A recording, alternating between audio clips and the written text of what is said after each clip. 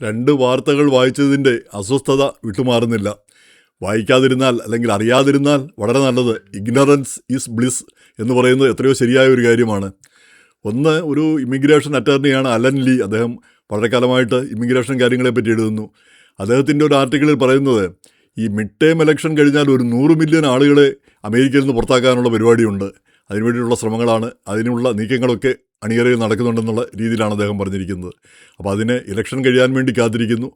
ആളുകൾ ഇത്രയും പേരൊക്കെ പിന്നെ നീക്കം ചെയ്യുന്നത് അതിനു മുമ്പ് പ്രശ്നങ്ങൾ ഉണ്ടാക്കും, അല്ലെങ്കിൽ അതിനു മുമ്പ് ശക്തമായ എതിർപ്പുണ്ടാക്കും. അതുകൊണ്ട് കാത്തിരിക്കുകയാണ്. അതുപോലെ തന്നെ ഈ ഇമിഗ്രേഷൻ, ഈ US ബർത്ത് റൈറ്റ് സിറ്റിസൺഷിപ്പ്, അതിലൊരു വിധി വരാനും കാത്തിരിക്കുന്നു. ആ വിധി ഈ ഭരണകൂടത്തിന് അനുകൂലമാണെങ്കിൽ, അതായത് ഇവിടെ ഇല്ലീഗൽ ആയിട്ടുള്ളവരുടെ മക്കൾക്കും അതുപോലെ താൽക്കാലിക ജോലിക്ക് വന്നവരുടെ മക്കൾക്കുമൊക്കെ ജനിച്ചവർക്ക് ഇവിടെ പൗരത്വത്തിന് അവകാശമില്ല എന്ന ആ ഭരണകൂടത്തിൻ്റെ നിലപാട് സുപ്രീം കോടതി ശരിവെക്കുകയാണെങ്കിൽ ഇത്രയും 100 മില്യൺ ആളുകളെ പുറത്താക്കാനുള്ള പ്രയാസമൊന്നുമില്ല. അതിനുള്ള കോപ്പ് കൂട്ടുകയാണ് എന്നാണ് പറഞ്ഞിരിക്കുന്നത്. അപ്പോൾ അതിലൊരു 50 മില്യൺ ആളുകളും ഇവിടെ ജനിച്ചവരായിരിക്കും എന്ന രീതിയിലുമാണ് ആ ആർട്ടിക്കിളിൽ പറയുന്നത്. ഇതിലെത്രയാണ് സത്യമുണ്ടെന്ന് എനിക്ക് അറിഞ്ഞുകൂടാ. അദ്ദേഹത്തിൻ്റെ വാദഗതിയായിരിക്കാം, സത്യമായിരിക്കാം, അല്ലാതായിരിക്കാം. അപ്പോൾ ഈ നിലവിലുള്ള ആൾ ആരുടെയും പൗരത്വം കളയില്ല എന്നാണ് പ്രസിഡന്റ് പുറപ്പെടുവിച്ച ഉത്തരവിൽ പറഞ്ഞിരിക്കുന്നത്. ഭാവിയിൽ ജനിക്കുന്ന കുഞ്ഞുങ്ങൾക്ക്, ഇല്ലീഗൽസിനും അതുപോലെ തന്നെ താൽക്കാലിക ജോലിക്ക് വന്നവരുടെയും മക്കൾക്ക്, ഭാവിയിൽ ജനിക്കുന്ന മക്കൾക്ക് പൗരത്വം കൊടുക്കില്ല എന്നാണ് പ്രസിഡന്റിൻ്റെ ഉത്തരവിൽ പറഞ്ഞിരിക്കുന്നത്. പക്ഷേ ജസ്റ്റിസ് സോട്ടോമയർ ചോദിക്കുന്നത്, അതിപ്പോൾ അടുത്ത പ്രസിഡന്റ് തോന്നുക, അത് അങ്ങനെയല്ല, ഭാവിയിലുള്ളതല്ല, മുൻകാലത്ത് വന്നവരെ കാണുന്നു തോന്നിയാൽ എന്ത് ചെയ്യാൻ പറ്റും? ആർക്കെങ്കിലും തടയാൻ പറ്റുമോ? അപ്പോൾ ഒരിക്കൽ ഒരു കാര്യത്തിൽ ഇത് ശരിയാണെന്ന് പറഞ്ഞു കഴിഞ്ഞാൽ അതും ശരിയാണെന്ന് പറയേണ്ടി വരും. അപ്പോൾ അതിനൊന്നും ഒരു കൃത്യമായ ഒരു തീർച്ച പറയാൻ പറ്റില്ല എന്ന രീതിയിൽ സുപ്രീം കോടതിയിൽ ചില ജഡ്ജിമാർ പരാമർശം നടത്തുകയും ചെയ്തു. അപ്പോൾ അതിൻ്റെ ഒരു തീരുമാനം വരാനിരിക്കുന്നേ ഉള്ളൂ. ഇനി ചില ദുസ്സൂചനകളും ഇദ്ദേഹം പറയുന്നുണ്ട്. ഈ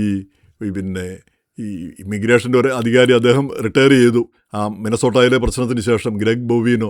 അപ്പോൾ 100 മില്യൺ പേരെ പുറത്താക്കണമെന്നുള്ള രീതിയിൽ അദ്ദേഹം പ്രസംഗിച്ചത്, ഏതോ സമ്മേളനത്തിൽ പ്രസംഗിച്ചത് ആളുകളെല്ലാം ശരിവെക്കുന്ന രീതിയിൽ ഉള്ള പരാമർശം, അവരെല്ലാം തലയാട്ടി എന്നാണ് പറയുന്നത്. പിന്നെ DHSൻ്റെ ഒരു വീഡിയോയിൽ ബീച്ചിൽ ഒരു ബീച്ച്, പഴയ 1970 ഒരു ബീച്ച് കാണിക്കുന്നു, ഒരു പഴയ വിൻറ്റേജ് കാറ് കാണിക്കുന്നു, ആ വിജനമായ ബീച്ച്. അപ്പോൾ ആ പഴയ രീതിയിലേക്ക് ഈ തേർഡ് വേൾഡ് കൺട്രിയിൽ നിന്നൊക്കെ വന്നിരിക്കുന്ന ആളുകളുടെ ആ ഇൻവേഷൻ അങ്ങ് അവസാനിപ്പിച്ച് അങ്ങനെ ഇല്ലാത്തൊരു ആ പഴയ കാലത്തിലേക്ക് പോകുന്നു എന്നുള്ള സൂചന. മറ്റൊന്നിൽ പറയുന്നത്, ഈ വൈറ്റ് ഹൗസിൻ്റെ തന്നെ ഒരു വീഡിയോയിലാണ് ഏലിയൻസ് നമ്മുടെ എല്ലാം ഇടയിലുണ്ട്. ഏലിയൻസ് എന്ന് പറഞ്ഞാൽ ഇല്ലീഗലായിട്ട് വന്നിരിക്കുന്ന ആളുകൾ. അപ്പോൾ അവരെല്ലാം നമ്മുടെ ഇടയിൽ, നമ്മുടെ ആളുകളുടെ, നമ്മുടെ ചുറ്റുപാടും നമ്മുടെ ആളുകളായിട്ടൊക്കെ കൂടി അവർ നമ്മുടെ രാജ്യത്തിൻ്റെ ഭാഗമായി മാറിയിരിക്കുന്നു. അവരെയൊക്കെ നീക്കം ചെയ്യണമെന്നുള്ള രീതിയിലുള്ള വീഡിയോ. പിന്നെ ഈ വേറൊന്ന ആർട്ടിക്കിളിൽ പറയുന്നത്, ഇപ്പം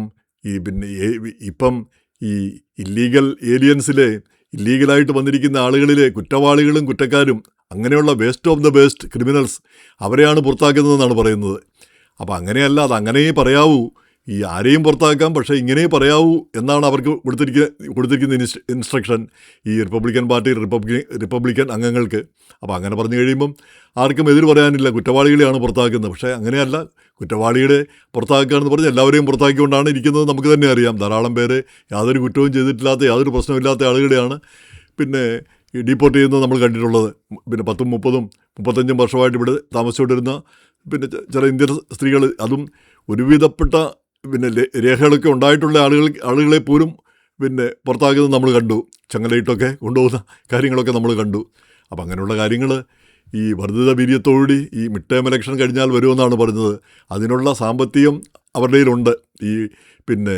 ഈ ഐസ്, അതുപോലെ തന്നെ ബോർഡർ പട്രോൾ, അവർക്കൊക്കെ കൂടി 170 ബില്യൺ ഈ ട്രംപിൻ്റെ വൺ ബ്യൂട്ടിഫുൾ ബജറ്റിൽ, ബിഗ് ബ്യൂട്ടിഫുൾ ബജറ്റിലുണ്ടായിരുന്നു. ഇപ്പോൾ കഴിഞ്ഞ ദിവസം 70 ബില്യൺ കൂടി അനുവദിച്ചിട്ടുണ്ട് അവർക്ക്. അപ്പം ഇഷ്ടംപോലെ പണമുണ്ട്. 240 ബില്യൺ ഉണ്ടെങ്കിൽ ഇഷ്ടംപോലെ ജയിലുകൾ ഉണ്ടാക്കാം. അതുപോലെ തന്നെ ഇവർ വന്ന രാജ്യത്തേക്ക് അവരെ തിരിച്ചെടുക്കുകയല്ലെങ്കിൽ വേറെ ഏതെങ്കിലും രാജ്യത്തേക്ക് അവർക്ക് കാശ് കൊടുത്താൽ മതി. അങ്ങനെയുള്ള രാജ്യത്തേക്ക് അയക്കാനും ഒക്കെ ഇഷ്ടംപോലെ കാശ് ഉണ്ട്. അതുപോലെ തന്നെ വിമാനങ്ങൾ വാങ്ങാം, ആ വിമാനത്തിൽ ആളുകളെല്ലാം കയറ്റി അയക്കാം.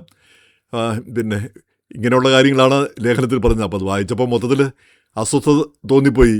ഇങ്ങനെയൊക്കെ ഉണ്ടാകുമെന്ന് നമ്മളാരും പ്രതീക്ഷിച്ചിട്ടില്ല. ഇങ്ങനെയൊന്നും ഉണ്ടാകുമെന്ന് നമ്മൾ കരുതുന്നില്ല. ഇത് അദ്ദേഹം എഴുതി നമ്മളെ പേടിപ്പിക്കുന്നതാണോ എന്ന് ആണെന്ന് മാത്രം നമുക്ക് ആണെന്ന് നമുക്കങ്ങ് സമാധാനിക്കാം. പക്ഷേ അദ്ദേഹം ഒരു ഇമിഗ്രേഷൻ അറ്റേർണിയും വളരെ വർഷങ്ങളായിട്ട് ഇമിഗ്രേഷൻ അറ്റേർണിയാണ്. അപ്പോൾ ഇനി രണ്ടാമത്തേത് ആകാശ് സിംഗാനിയ എന്ന് പറഞ്ഞൊരു അദ്ദേഹത്തിൻ്റെ വീട് മക്കാലൻ ടെക്സസിൽ. എന്തോ ബിസിനസ് ആവശ്യത്തിന് സാന്താ അന കാലിഫോർണിയയിൽ പോയതാണ്. അപ്പോൾ അവിടെ വെച്ച് ഈ ഒരു കൂട്ടം ആളുകൾ, അപ്പോൾ ഇദ്ദേഹം ഈ പ്രെഡേറ്റേഴ്സിനെ പിടിക്കുന്ന ആളുകൾ ആരെങ്കിലുമൊക്കെ ഇരകളായിട്ട് ഈ 18 വയസ്സ് താഴെയുള്ള പെൺകുട്ടികളുമായിട്ടൊക്കെ ബന്ധം സ്ഥാപിക്കാൻ പോകുന്ന ആളുകൾ, അവരെ പിടികൂടുന്ന ഒരു ഗ്യാങ്ങിൻ്റെ പിടിയിൽപ്പെട്ടു. ആ പിടിയിൽപ്പെടുന്നതിന് അതിനെപ്പറ്റി വിശദമായിട്ട് ഇന്നത്തെ ലേഖനത്തിലുണ്ട്. അതായത് ഇയാൾ അവിടെ ചെന്നു, ഏതോ സ്ത്രീയുമായിട്ട് ചാറ്റ് ചെയ്തു. അപ്പം അവർ കാണാമെന്ന് പറഞ്ഞു.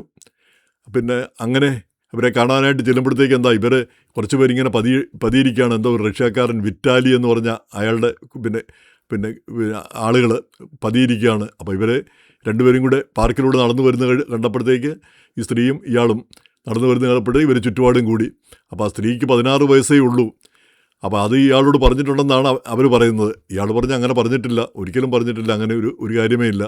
അപ്പോൾ ആ സ്ത്രീ കാണിക്കുന്നു 16 വയസ്സ് ഉള്ളൂ എന്നും പറഞ്ഞ് അവർ ഇയാൾക്കൊരു മെസ്സേജ് അയച്ചു. അത് പക്ഷേ ഇൻസ്റ്റാഗ്രാമിലായിരുന്നു. ഏതോ ഒരു ആകാശനാണ് അയച്ചത്, ഇയാൾക്കല്ല കിട്ടിയത്, ഇയാൾക്കത് അറിഞ്ഞുകൂടാ. അപ്പോൾ എന്തായാലും ഇയാൾ പോലീസിനെ വിളിച്ചു. ആകാശ് പോലീസിനെ വിളിച്ചു. പോലീസ് വന്നപ്പോൾ പോലീസിന് ഈ വിറ്റാലിയെയും കുട്ടിയൊക്കെ അറിയാം. അപ്പോൾ വിറ്റാലിക്ക് കൈ കൊടുത്തിട്ടാണ് പോലീസ് ആകാശിനെ കയ്യാമം വെച്ച് പോലീസ് സ്റ്റേഷനിൽ കൊണ്ടുപോയി. അവിടെ ചെന്ന് കഴിഞ്ഞപ്പം ഇയാൾ കാര്യങ്ങളൊക്കെ പറഞ്ഞു. ഈ ചാറ്റ് ഒക്കെ കാണിച്ചു, സ്ത്രീയുമായിട്ടുള്ള ചാറ്റ്. ഒരിക്കലും അവർ 16 വയസ്സാണെന്ന് പറഞ്ഞിട്ടില്ല, തൻ്റെ ഭാഗത്ത് ഒരു തെറ്റുമില്ല എന്ന് കൃത്യമായിട്ട് പറഞ്ഞു. അപ്പോൾ ഒരു പോലീസ് ഓഫീസർ ആകാശിൻ്റെ ഫാദറിനെ വിളിച്ച് സംസാരിച്ചു. ഇത് ഒരബദ്ധം പറ്റിയതാണ്, ഇയാൾ ഒരു കുറ്റവും ചെയ്തിട്ടില്ല, ഇയാളെ വിട്ടയക്കുകയാണെന്നൊക്കെ പറഞ്ഞു. അതേതായാലും ഫാദർ അത് റെക്കോർഡ് ചെയ്ത് വെച്ചു. അതുപോലെ തന്നെ ഇയാളെ ആകാശിനെ പുറത്ത് വിട്ടു.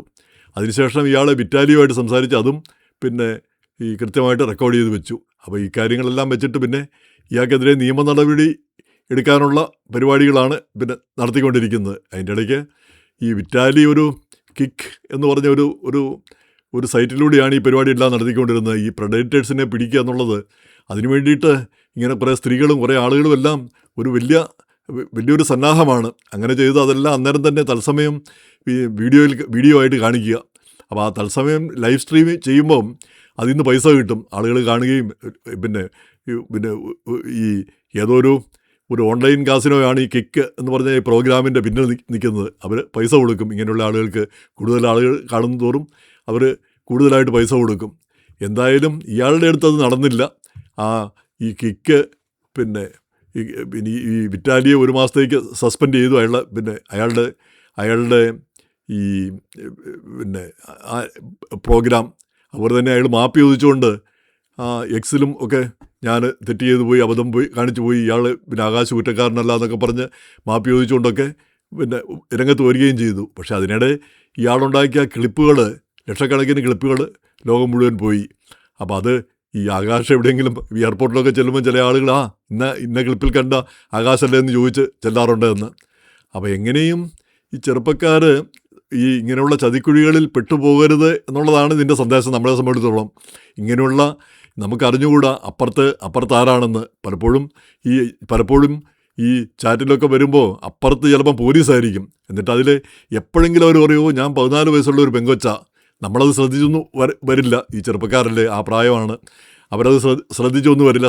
ശ്രദ്ധിച്ചാൽ തന്നെ സാരമില്ല, സംഭവത്തോടെയാണല്ലോ എന്ന് വിചാരിക്കും. പക്ഷേ ഈ കാണാനായിട്ട് ചെല്ലുമ്പോൾ അപ്പുറത്ത് പോലീസാണ്, കൈയോടെ അറസ്റ്റ് ചെയ്തുകൊണ്ട് പോകും. ഡീപ്പോർട്ട് ചെയ്യാനോ അല്ലെങ്കിൽ കോടതിയിൽ ഹാജരാക്കാനോ ശിക്ഷിക്കാനോ ഒക്കെയുള്ള ഇടവരുത്തും. അപ്പം യുവതലമുറ ഈ സംസാരിക്കുമ്പോഴും അതുപോലെ തന്നെ ഓൺലൈനിൽ ചാറ്റ് ചെയ്യുമ്പോഴും അപ്പുറത്താരാണെന്ന് കൃത്യമായിട്ട് ഉറപ്പ് വരുത്തണം. ഈ ചതിക്കുഴികൾ എവിടെയുമുണ്ട്. നമ്മളെ അത് ആകാശ് ആയതുകൊണ്ടല്ല. അപ്പോൾ ആകാശാണെന്ന് കണ്ടപ്പോഴത്തേക്ക് ഇവർ പോയി അയാളുടെ ചുറ്റിലും എന്താ മിസ്റ്റർ മുംബൈ എന്നും പറഞ്ഞ് നൃത്തം ചെയ്യുമായിരുന്നു എന്ന്. അപ്പോൾ അങ്ങനെ ഒരു വംശീയ ഛായ പോലും അവിടെ വരികയുണ്ടായി. അപ്പോൾ ഇങ്ങനെ ഉള്ള ചതിക്കുഴികൾ നമ്മൾ ശ്രദ്ധയോടുകൂടി യുവതലമുറ അത് മനസ്സിലാക്കിയിരിക്കണം, അത് അറിഞ്ഞിരിക്കണം. ഇതൊക്കെയാണ് ഉണ്ടാകാൻ സാധ്യതയുള്ളത്. എന്ന് കരുതിയെല്ലാം അങ്ങനെ ആവണമെന്നില്ല. പക്ഷേ അത് ഉറപ്പുവരുത്താനുള്ളൊരു കഴിവ്, അതിൻ്റെ ഒരു ബാധ്യത നമുക്കുണ്ട്. അതാണല്ലോ നമുക്ക് വിദ്യാഭ്യാസവും അറിവുമൊക്കെ തന്നിരിക്കുന്നത്. അപ്പോൾ ഇങ്ങനെയുള്ള കാര്യങ്ങൾ നമ്മുടെ ചുറ്റും നടക്കുന്നു എന്നുള്ളതാണ് നമ്മളെ സങ്കടപ്പെടുത്തുന്നത്.